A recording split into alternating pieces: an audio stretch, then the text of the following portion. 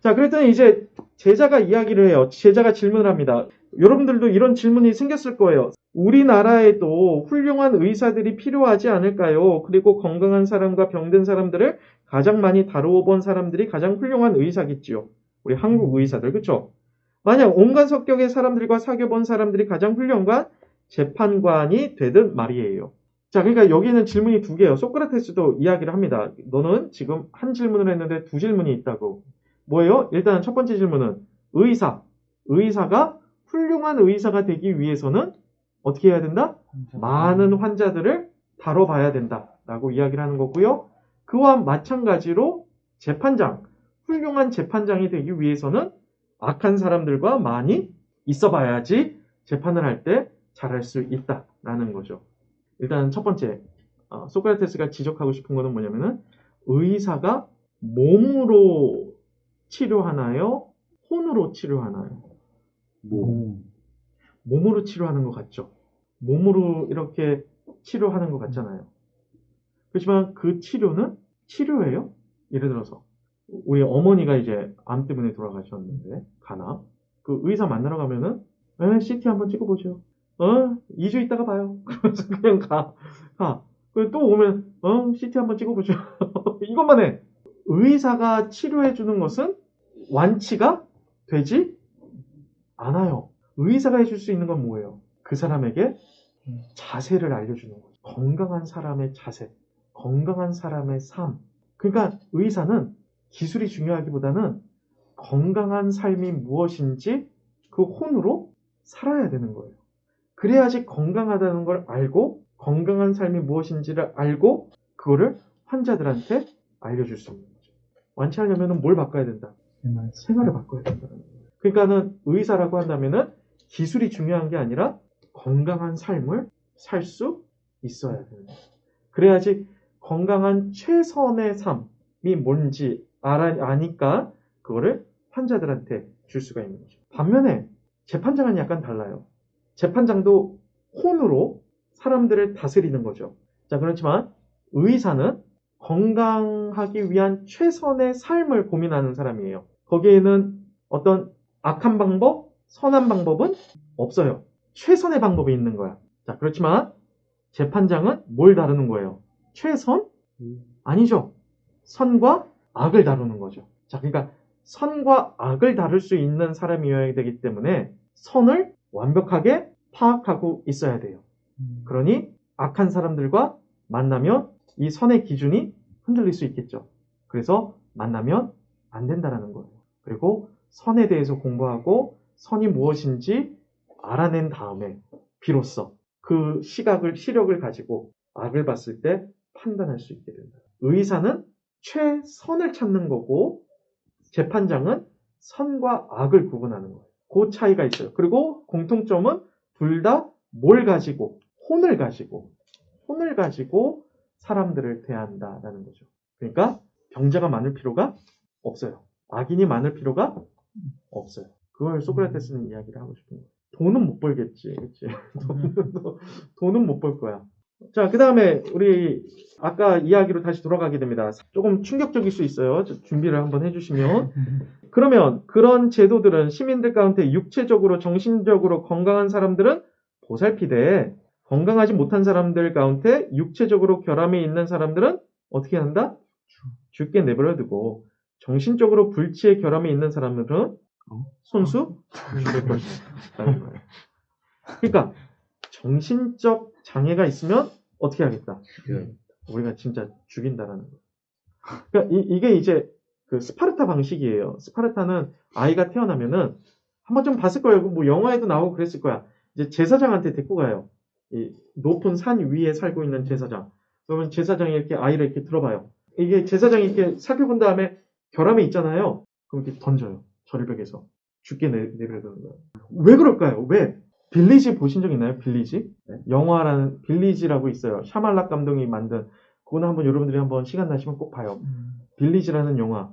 그게 뭐냐면 이제 이런 도시를 만든 거예요. 너무 이 세상이 너무 악해져가지고 큰 땅을 이제 사가지고 숲속 땅을 사가지고 그 안에서 아이들을 데리고 사는 거죠.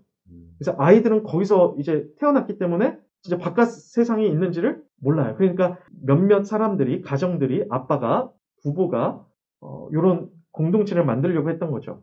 정의로운 공동체. 자, 근데 이제 문제는 뭐냐면 거기에 장애인이 한 명 있어요. 지적장애인. 근데 뭐, 정의로운 도시니까 같이 살려고 했죠. 근데 이 지적장애가 어떤 한 여자를 좋아하는데, 당연히 그 여자애는 그냥 좀 장애가 있으니까 잘해준 거죠. 근데 그걸 사랑으로 착각했고, 이 여자애가 다른 남자를 만나니까 이 지적장애인은 어떻게 할까? 칼을 들고 와서 첫 살인이 일어나는 거예요. 그러니까 여러분 한번 생각해 보세요. 지적장애인을 손수 죽인다. 이게 말도 안 돼 보이죠? 그런데 여러분들의 자녀를 그 지적장애가 해친다면, 한국에 실제로 있었던 일이에요. 엄마가 이제 그 첫째가 장애인이고 지적장애, 둘째는 이제 비장애인. 그래가지고 이 상담하기 위해서 첫째 장애인, 지적장애인 상담하기 위해서 선생님을 만나고 있는데 둘째가 2층에서 이렇게 놀고 있었어요. 근데 옆에 있던 지적장애인이 들어가지고 그 아이를 난간 바깥으로 던져버렸어요. 그럼 이거 처벌할 거야? 처벌할 수 있어? 처벌? 못하지 않았나? 그쵸. 장애인인데 지적 그 생각이 안 되는데 그러면 차라리 태어났을 때 어떻게 하는 게 나아?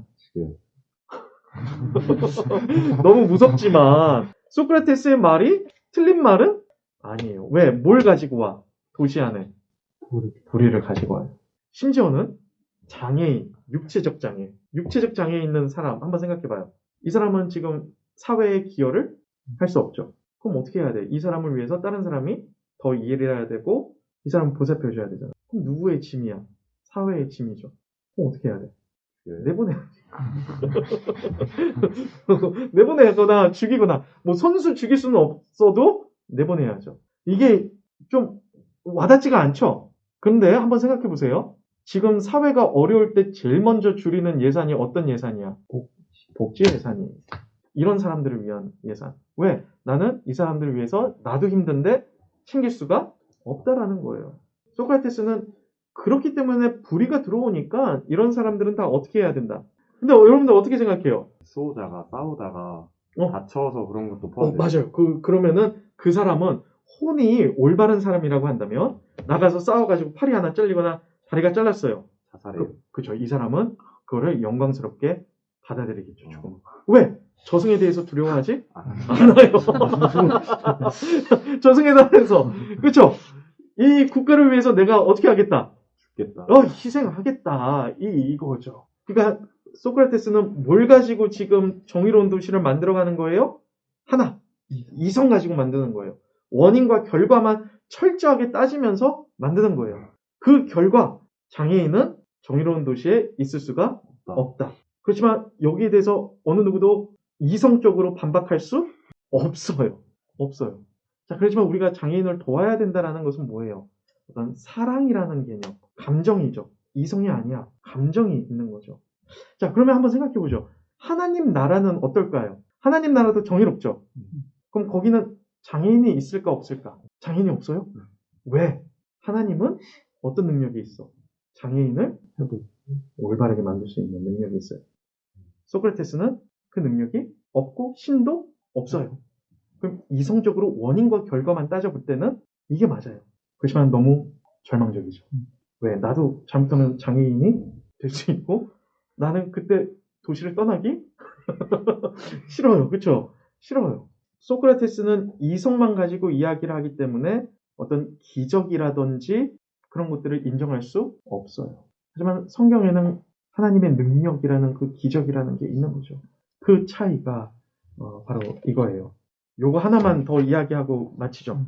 그렇다면 나는 신께서 인간에게 시가교육과 체력단련 교육이라는 두 가지 교과목을 주신 것은 부수적인 경무라면 몰라도 하나는 혼을 위하고 다른 하나는 몸을 위해서가 아니라 우리의 기계 높은 면과 철학적인 면 모두를 위해서라고 말해야 할 것 같네. 이 둘이 적당한 긴장과 이해를 통해 서로 조화를 이룰 수 있도록 말했어요. 그러니까 시가교육, 체력교육 전부 다 뭘 위해서다? 혼을 위해서다라는 거예요. 그래서 혼이 중요하다. 라는 게 소크라테스의 결론이고, 자, 이제 요 다음 주제로 이제 넘어가게 됩니다. 이제 수호자들을 어렸을 때부터 적성에 맞는 아이들 선택해가지고 이렇게 교육을 시켰어요. 자, 그러면은 이 수호자들 가운데서 이제 누구를 뽑냐면 치자를 뽑아요. 통치자. 이거를 조금 이따가 나오겠지만 일반 백성들은 동계급이고 수호자는 계급이고 이제 치자는 금계급이 되는 거예요. 그래서 치자라고 했을 때는 이 수호자들 가운데서 최선자를 뽑는 거예요. 수호자들 중에서 1등. 그러면 이 최선자는 뭐의 1등이어야 될까? 누구를 위해서 희생할, 백성들을 위해서 희생할, 국가를 위해서 희생할 사람들이죠. 그러면 국가를 위해서 희생할 사람이라고 한다면 국가를 어떻게 해야 돼? 사랑해야겠죠. 그러면 애국심, 맞아요. 그렇죠. 애국심. 그러면 최선자라고 한다면은 애국심이 가장 높은 사람. 우리 한번 읽어볼까요? 그렇다면 지금 우리는 최선의 수호자들을 찾고 있는 만큼 그들은 국가를 수호하는 일에 가장 능한 사람이어야 하지 않을까? 그렇지요. 그렇다면 그들은 지혜와 능력을 겸비해야 된다. 이거는 기본으로 주어져야 되는 거고 무엇보다 국가에 어떻게 해야 된다? 헌신적이어야겠지. 그래요. 사람들은 자기가 사랑하는 것에 가장 헌신적이네. 자, 그러면 이 사람은 어떻게 뽑을 거야? 누가 가장 헌신적인지 어떻게 알아? 그냥 수호자들이 막 있을 거잖아. 여러 명이 있잖아요. 그러면 여기서 가장 헌신적인 아이를 뽑아야 돼. 어떻게 뽑아야 돼? 그렇다면 우리는 조사해보고 수호자들 중에서 국가에 이롭다고 생각되는 일은 평생 동안 열성을 다해 행하되 해로운 일은 결코 행하려 하지 않는 것 같은 인상을 가장 강하게 주는 사람들을 선발해야 되네.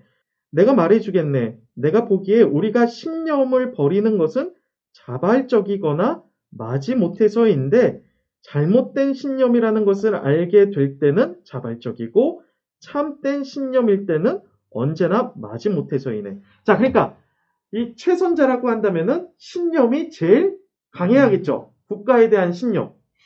자, 그러면 신념을 잃어버리는 방식은 두 가지라는 거예요. 첫 번째는 자발적.